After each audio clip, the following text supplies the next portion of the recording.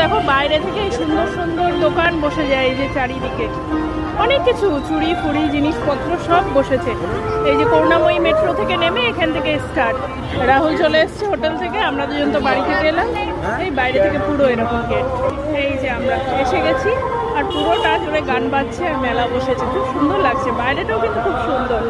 আজ আর কাল মানে যখন তোমরা দেখছো শনিবার আর রবিবার আছে, চাইলে চলে এসো। করুণাময়ীতে হচ্ছে এটা, সেন্ট্রাল পার্ক যেটা ওখানে।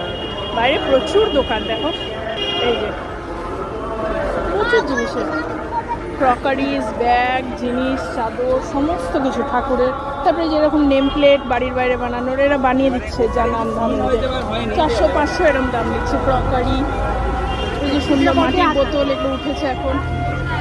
ব্যাগ ফ্যাগ, এর বাইরে থেকে সমস্ত কিছু, খাবার দাবার সব, খেলনা।